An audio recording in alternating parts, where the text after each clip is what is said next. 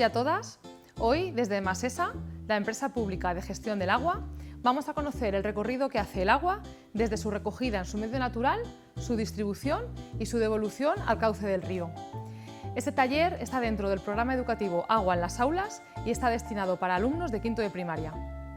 El agua ocupa las 3/4 partes de la superficie de la Tierra. La mayor parte de ese agua es salada y solo una pequeña parte es dulce.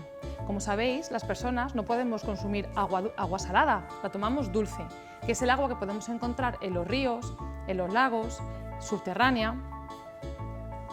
Como sabéis, el agua en la Tierra está siempre en movimiento.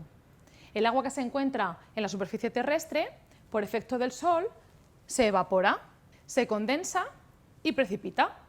Puede precipitar en forma de lluvia, en forma de nieve o en forma de granizo. De esta manera, el agua vuelve otra vez a la superficie terrestre. Para que las personas podamos consumir agua del río, lo primero que tenemos que hacer es recogerla. Y para ello, lo que hacemos es construir unas presas, que son como unos muros de contención en el cauce del río, y lo que queda detrás es el agua embalsada, el embalse, que es la que se utiliza para poder consumirla. Antes de que llegue a nuestras casas, la hacemos pasar por una estación de potabilización, que es la potabilizadora del Carambolo. En esta estación, el agua se prepara, se limpia y se convierte en apta para su consumo humano. Se guarda en un depósito y luego se distribuye a las ciudades, a los parques, a los colegios. En nuestro día a día vamos utilizando el agua para lavar, para fregar, para el aseo personal, en la limpieza de las calles. Toda esa agua que hemos utilizado hay que devolverla a su cauce natural del río, pero primero tenemos que volver a limpiarla, porque cuando usamos el agua la vamos ensuciando, de jabón, de pasta de dientes, de pis y de caca cuando vamos al baño. La llevamos entonces a una estación depuradora, donde vamos a someterla a otro proceso de limpieza para quitarle toda la suciedad. Una vez que está limpia, ya sí puede ser devuelta a su cauce natural del río. De esta manera el agua vuelve a su ciclo, a su movimiento, vuelve a evaporarse, vuelve a condensarse, vuelve a precipitarse y así continuamente. Esto es lo que llamamos el ciclo integral del agua. ¿Alguna vez os habéis preguntado de dónde viene el agua que consumimos en nuestras casas? Muchos pensaréis que viene del río Guadalquivir, pero no viene del río Guadalquivir. Como sabéis, el río Guadalquivir es el río más importante de Andalucía. Nace en Jaén, en la Sierra de Cazorla, y atraviesa un montón de ciudades y de provincias a su paso, hasta su desembocadura en Sanlúcar de Barrameda, en Cádiz. Pero el agua del río Guadalquivir es un agua muy dura, es decir, es un agua que tiene muchos sedimentos minerales y es muy costosa su potabilización. Por eso lo que hacemos es coger agua de uno de sus afluentes, uno de esos amigos que tiene el río Guadalquivir que le llenan de agua su cauce. En concreto, el río que nos nutre de agua es el Ribera de Huelva. Nace en la Sierra de Huelva, en la Sierra de Aracena, en los Picos de Aroche. Atraviesa parte de la zona norte de Sevilla hasta que desemboca en el río Guadalquivir a su paso por la Algaba. ¿Por qué tomamos agua del río Ribera de Huelva? Tomamos agua de este río porque es un agua limpia, sin vertidos y blanda. ¿Qué significa que sea blanda? Que es un agua de mineralización débil. Esto se debe a que la cuenca y las paredes del río están formadas principalmente por ese tipo de roca, pizarra. Fijaos lo limpia que viene el agua de este río, que aquí tenemos una muestra de agua bruta, agua cogida directamente del río y como podéis ver es un agua que viene ya muy limpia de origen.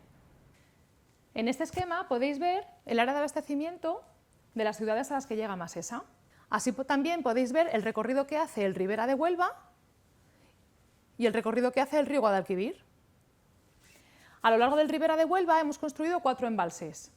El embalse de Aracena, el embalse de Zufre, el de la Minilla y el del Jergal.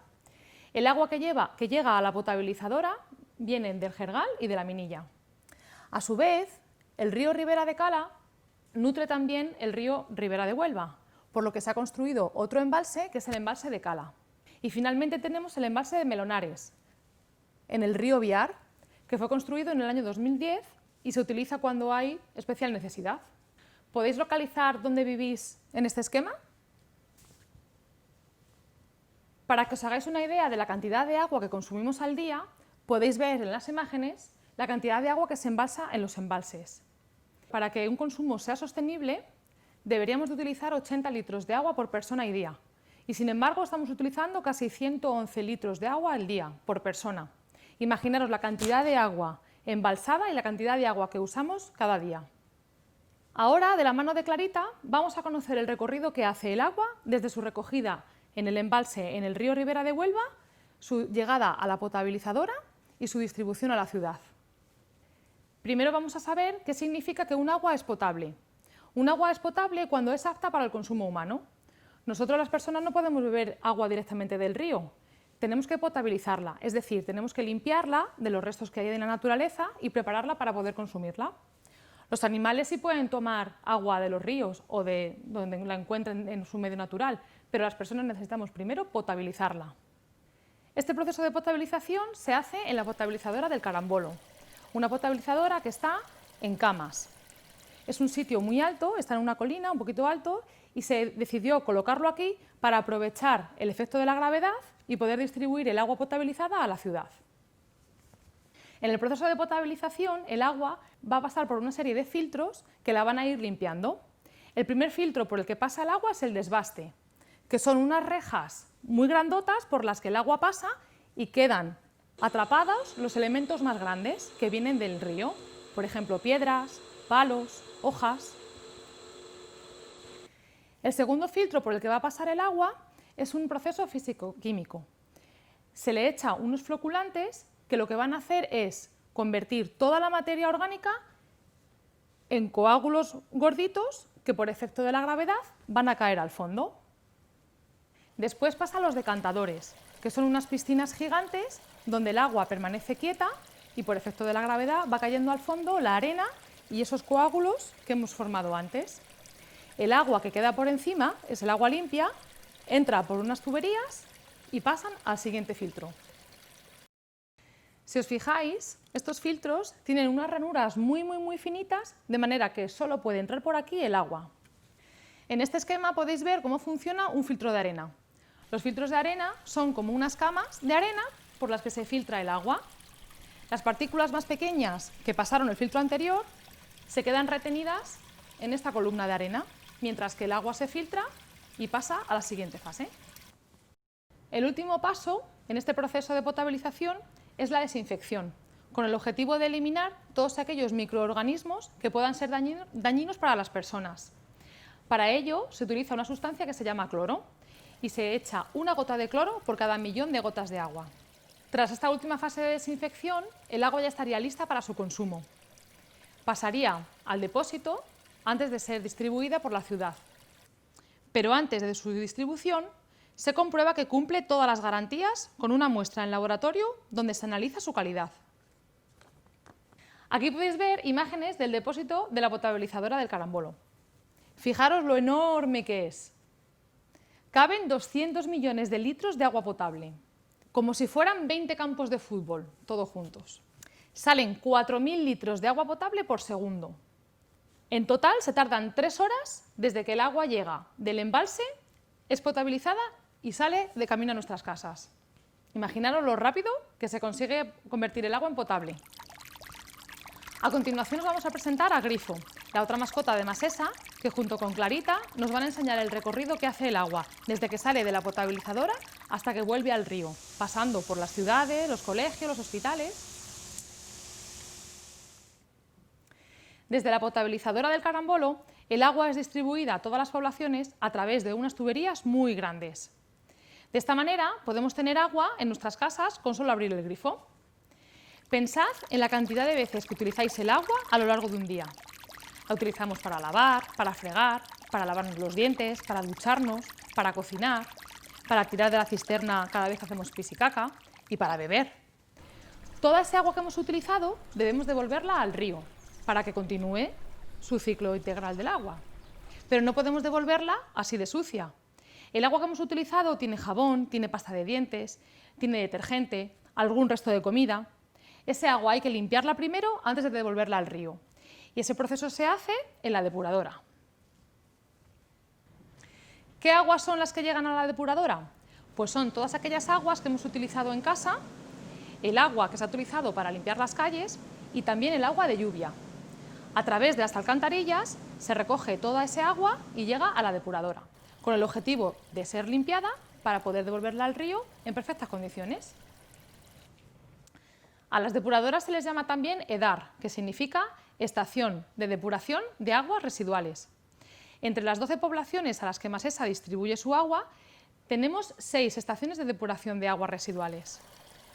De esta manera conseguimos limpiar toda el agua que utilizamos diariamente antes de devolverla al río en perfectas condiciones. Ahora os voy a explicar muy brevemente el proceso al que sometemos al agua para eliminar cualquier tipo de contaminación. Toda el agua que hemos utilizado en casa, el agua de lluvia, el agua de los comercios, las tiendas, los bares y de las industrias que hay en la ciudad, pasan por el alcantarillado hasta llegar a la estación depuradora de aguas residuales. Lo primero que vamos a hacer es quitar los elementos más grandes a través de un proceso que se llama desbaste. El agua pasa por unas rejillas muy grandes y ahí queda acumulados los elementos más grandes. Lo que vamos a hacer después es el desarenado y el desengrasado. Para ello vamos a dejar el agua tranquilita para que vayan depositándose en el fondo los elementos más pesados y en la superficie se va quedando la grasa. El agua más limpita pasa al siguiente filtro, que es una decantación. De la misma forma que la anterior, los elementos más pesados van cayendo al fondo y ese agua que queda limpita la llevamos a la siguiente fase. Lo siguiente que vamos a hacer es la aireación, que se trata de mover el agua para generar mucho oxígeno. De esta manera, las bacterias que hay en el agua podrán crecer y alimentarse y comerse toda la materia orgánica que queda en el agua. Una vez que las bacterias han comido toda la materia orgánica, el agua limpita la devolvemos al río para que pueda volver a su cauce natural, volver a su ciclo natural y generar vida de nuevo. Con el fango que se ha generado podemos hacer dos cosas: energía o compost para la agricultura. ¿Qué nos podemos encontrar en una depuradora? Fijaos, hay gente que piensa que el váter es una papelera y tira por él cosas que debería tirar a la basura. Por ejemplo, palillos de los oídos, toallitas húmedas, tiritas, discos de algodón. Todas estas cosas que se tiran por el váter acaban formando atascos en las tuberías y cuando llegan a la depuradora hace que sea más costoso de limpiar el agua. Por eso es muy importante que entendáis una cosa: por el váter solo podemos tirar 3 cosas: pipí, caca o papel higiénico. Aquí tenéis una imagen de los atascos que provocan las toallitas en las cañerías y en las depuradoras. Una toallita tarda muchísimo tiempo en deshacerse. Aquí tenemos 2 botes con una muestra de agua a la que le hemos metido una toallita y a la que le hemos metido papel higiénico. Las 2 fueron metidas el mismo día, hará ya unas semanas. Con el paso del tiempo, la toallita sigue intacta, como si la acabáramos de echar, mientras que el papel higiénico se ha deshecho y casi ya ni se ve. La toallita tarda tanto tiempo en deshacerse que provoca los atascos y provoca costes para las depuradoras. Y antes de terminar, Clarita y Grifo os quieren recordar algunas cosas que debemos hacer para cuidar nuestro agua.